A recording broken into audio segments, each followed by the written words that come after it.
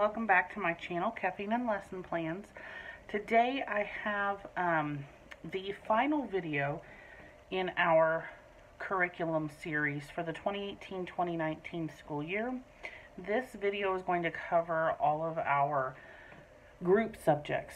So science, history, and Bible. Those are the three that we do together. And we we'll do some social studies. I haven't yet quite decided exactly what I want to do for that.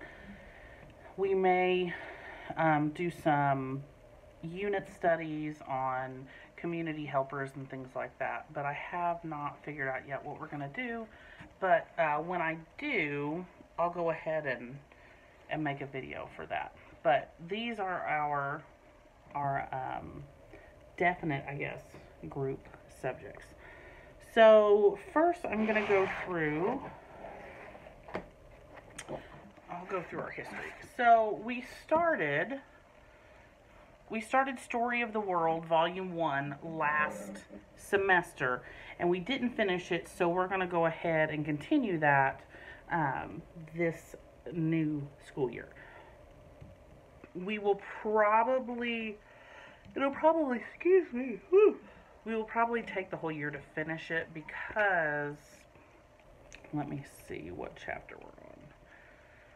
We are on chapter, I think 14, and there are like 42 chapters. So, and we only do, right now we do school 4 days a week because on Thursdays we have co-op, and I'm actually the co-op coordinator for my group, so I'm basically running the thing. So morning of co-op is a little crazy for us, so I don't usually have time to get school in beforehand, and our co-op runs from, the classes are 1 to 3, so by the time, you know, co-op is over, there's not really a whole lot of time to school once we get home. So anyway, we're just doing 4 day a week school, which is working out fine. So Story of the World, this is Volume 1, Ancient Times. There are 4 different volumes. And if you haven't seen Story of the World, this is what it looks like. There is the table of contents here. And each chapter is listed, and it breaks it down into sections. So chapter 1, the earliest people, and you have section 1 is the first nomads, and section 2 is the first nomads become farmers. And so the way that I do my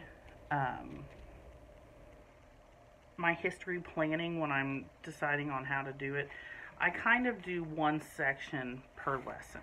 So for instance, chapter 7 has only one, if you can see that, chapter 7 has only one lesson, or section, I guess. Chapter section 7, excuse me, has only one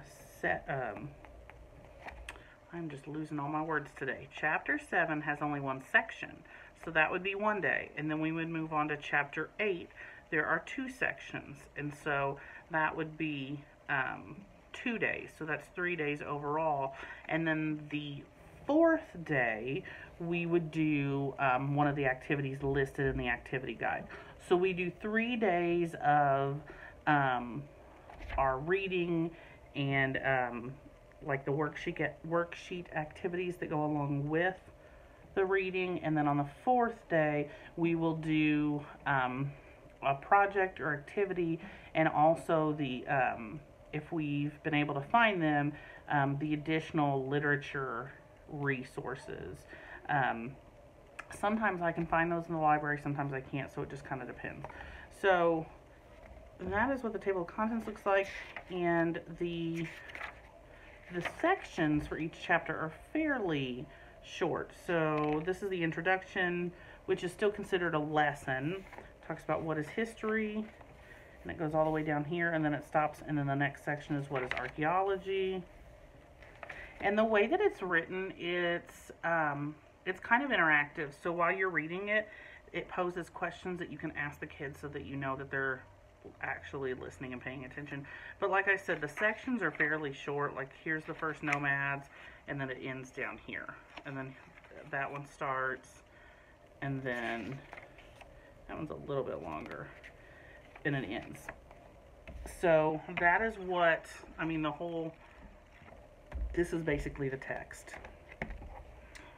So that's what that looks like. The activity book is kind of broken up into two sections. You have the basically the parent's guide, and then you have the activity sheets in the back. So let's see where this starts. Okay, so this is the parent's guide, and then this over here starts the student work pages. So I'll show you what the parent guide, this is all laid out in here, and it talks about how to use the activity book, how to do it with multi-level teaching, pronunciation guide, which is super helpful because all of those ancient names, I'm like, I don't know. I've had to Google some before I realized there was a pronunciation guide in the front. Okay, so for instance, the introduction, like I said, that's a lesson. So you have encyclopedia cross-references here, review questions for the what is history section, narrative exercise for the what is history section. Then you have review questions for the what is archaeology section, narrative or narration exercise for what is archaeology section. Then you have additional history reading down here, and so these are like, a lot of them are fiction books, some of them are nonfiction, but like the Magic School Bus shows and tells a book about archaeology. I can be an archaeologist, so those kinds of things. We would pick out a couple, and then on that fourth day that we did our activity, I would read a couple of those. Then you have the activity projects. This one was, let's see, make a history of my family book. Then there's also make a this is my life timeline, and then there is a dirty dig, which is kind of like you make your own archaeology dig. So there's more than one, typically there's more than one activity to choose from. Now, it wasn't in that section, but chapter 1, you'll see again, you've got the encyclopedia cross-references, then you have the review questions, narration, review questions, narration, additional history reading, you have corresponding literature suggestions, and then you have, and this is pretty true for almost every chapter, you'll have map work and a coloring page. So, what I will do is, like for this one, map work corresponds to the earliest people, and it talks about the town of Jericho and the Fertile Crescent and all that stuff. We read section 1, the first nomads, and did the map work. That was day 1. And day 2, we read the nomads become farmers, and we did the coloring page, which is a picture of one of the farmers. And I'll show you. It tells you student page 5. So you go all the way back here. So that was the map for chapter 1, and that would tell you what to have the kids do. And then that's the coloring page. Whenever we have a coloring page, I always let them color while I am reading the section. It gives them something to do with their hands, but I always make sure to tell them I need you to be listening while you're coloring, because I have review questions to ask you after I'm done reading. So that's, some of them have different little activities, not just coloring pages and things. It's like a word search in there and stuff like that. And then, let's see if I can find it. Shows all the maps in there. Might be in the very back. Yes, it is. And then on top of that, you have these review cards. So it tells you like story of the world, 1, volume 1, and then it has, like this is 0, so that would be for the introduction, chapter 1, chapter 2, chapter 3, and they're just little cards to kind of help the kids to review maybe after so many chapters so that they remember what they've done. And what I like to do with these is to print them out and then cut them out and glue them into a notebook so that it's kind of like notebooking along with doing their activity pages, but they can color the little picture in there and we can review them you know, every so often when we're doing our history. So that is what the activity guide looks like. I know some people will take this book and they will have it unbound and then they will separate the teacher or parent guide from the activity sheets, like maybe 3 hole punch the activity sheets so they're easier to copy if you're using them for more than one student. I haven't done that. I've just been, you know, folding the book over and copying it that way, and it works fine, but whatever works for you. And then not everyone buys it, but I went ahead and bought the test and answer key booklet. And I don't test my kids at this age because they're just young, but what I do is I use this for review. After we've gone over that certain chapter, I'll go through and ask them the questions. And it's a very, if you wanted to test them, it would be easy to, because they're very simple, straightforward tests.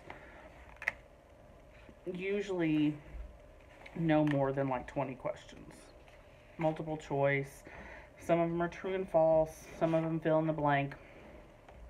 But it's kind of a nice little thing to have additional review questions just to make sure that they're grasping the main concepts. So that is what we are doing for history. Continuing volume 1 for Story of the World. Let's see. The next thing we're doing is the next thing I'm going to show you is our, I can't talk today, our Bible curriculum. So we've been using this past year also. We're going to use it, or continue to use it. This is Draw to Learn the Life of Jesus. And basically, there's 150 lessons. Shows you, or explains how to use the curriculum, why there are so many lessons, suggestions for drawing pictures, expanding this into a unit study, and then you get into it. So I've shown this before, but for those of you that didn't see that video, the way this works is you'll have, like, this is lesson 1. Up here there is a scripture that you read. So you read the scripture, and then it tells you down at the bottom, it says read, you know, John 1 verses 1 to 14. Think about Jesus being with God at the very beginning. Think about the world being made through Jesus. Draw a view of the earth from space. So that's what they would do. So you're basically taking a short story from the scripture, and by drawing it, that's kind of adding another layer to that and helping them to retain that information a little bit better than just hearing the story. And so that is pretty much how that is, and it's a very easy curriculum because you're just reading straight from the Bible and they're drawing a picture to correspond with what you read. Pretty simple, especially for the age group that I'm teaching, because even my 4-year-old can do it. You know, it may not be, you know, a great picture or whatever, but it works out really well with all of them. And the last thing is science, and we are doing the good and the beautiful this year, and this will be our first year doing it. And the first, let me move these, or separate them, I guess. The first section, or subject, or whatever you want to call it, that we're doing will be over arthropods, insects, spiders, and crustaceans, a unit study for grades K through 6. So this is also a multi-level curriculum, which I love. So at the beginning, and this is how it comes. It comes unbound, and you can have it bound, obviously, which is something I'm going to probably do. I may pull, if there are things that I need to cut out, for instance, that page, I may pull those out before I have it bound. Not sure yet. Still trying to decide on that one. But, so at the beginning, you have your unit information. So all the children participating in this subject will have a science journal. You'll have a science wall. There are lesson mini books. Talks about lesson preparation, teaching older children. You have the table of contents here. So covers quite a bit. My kids are going to be excited about the arachnids. They love spiders.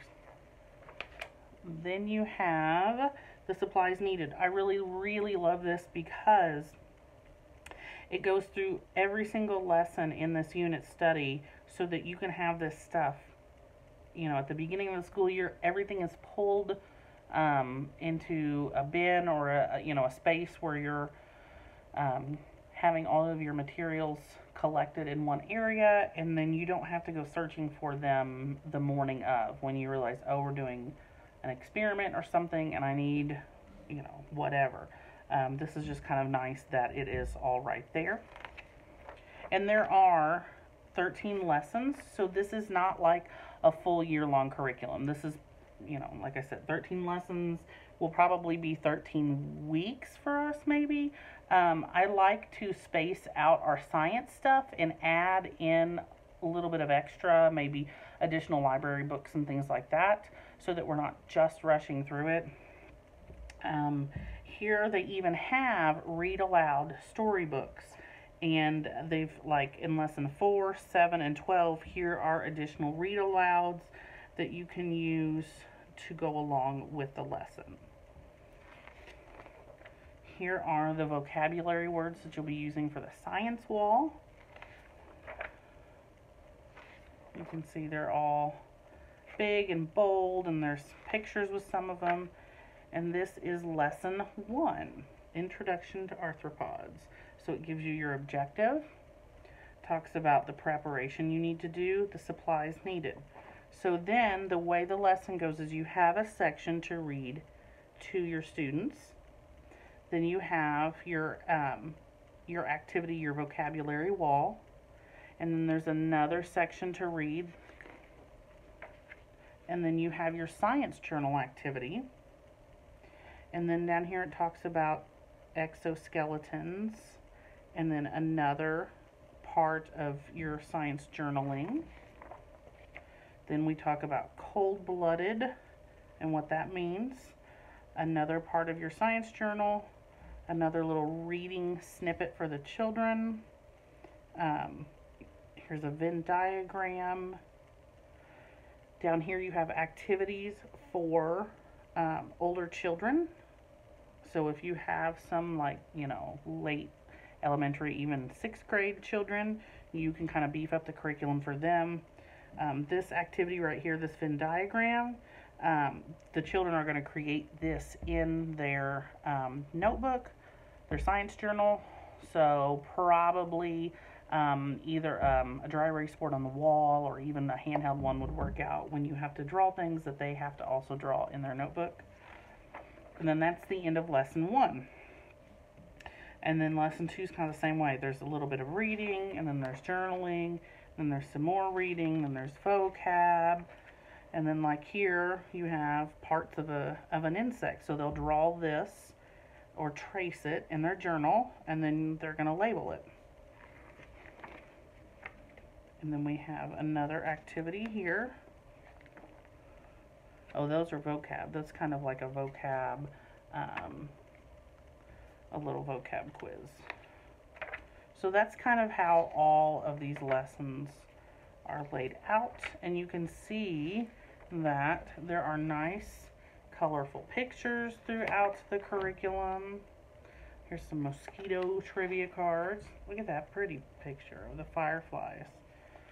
That is why I personally had this material. I bought the printed version, and with this, I believe when you buy the printed version, they give you the PDF, because I know I have the PDF.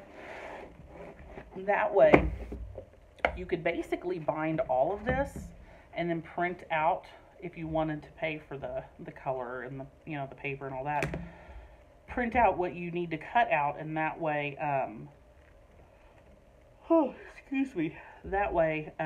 everything is still here and together. So, you know, this would be basically a non-consumable, and then you would use your PDF as the consumable. So that's arthropods. And then the other unit study I bought from them is Kingdoms and Classifications. This is also for grades K through 6. Here you have the table of contents.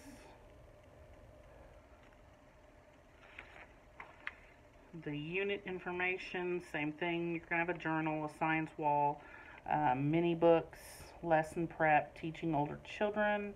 This one, this unit introduces the use of microscopes. And so, my kids, that was one of the things my dad bought my kids for Christmas, was a microscope. So we'll be using that. But it says if you don't have a microscope, this unit can still be completed by skipping the microscope activities. Then you have all of the supplies needed. So there's more supplies for this unit study. Optional read aloud storybooks for lessons 1, 3, and 5. The vocab for the vocab wall.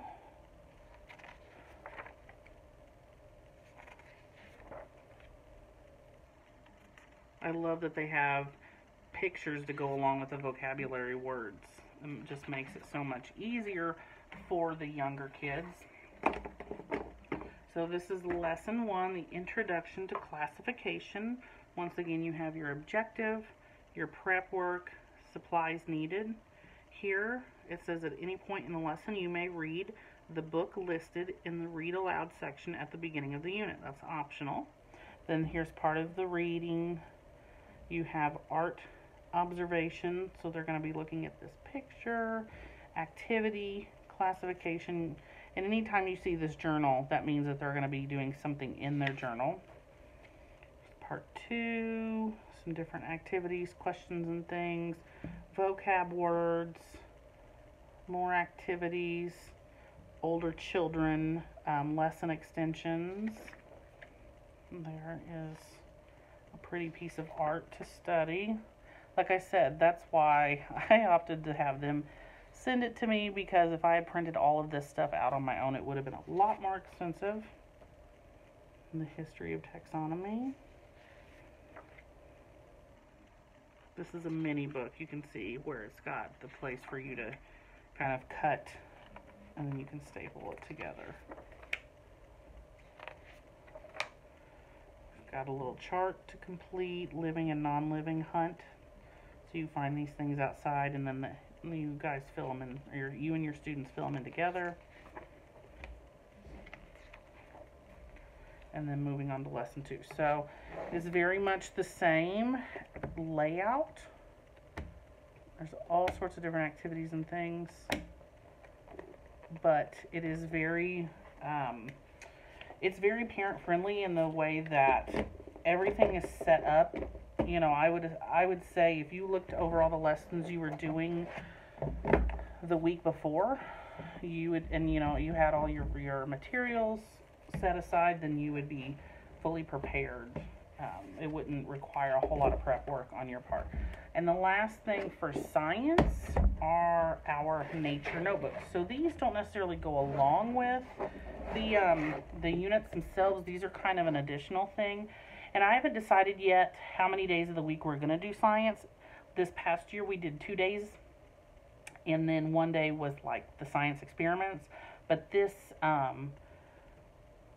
this material curriculum is a little bit different in that there's activities and stuff ongoing throughout the chapters or lessons.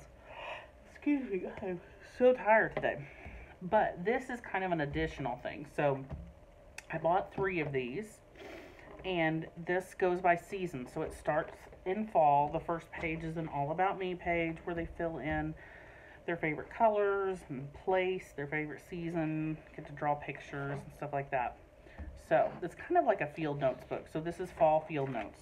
Here it was like, what do you like about fall? Checklist. Describe 2 things about nature that you love. Here's a free study where they can observe, write about, and illustrate anything about nature that you would like. So here they can draw the picture and write about it. Field notes. Find a quiet place outside away from distractions so you can observe the season. What season is it? How can you tell? Describe the weather today.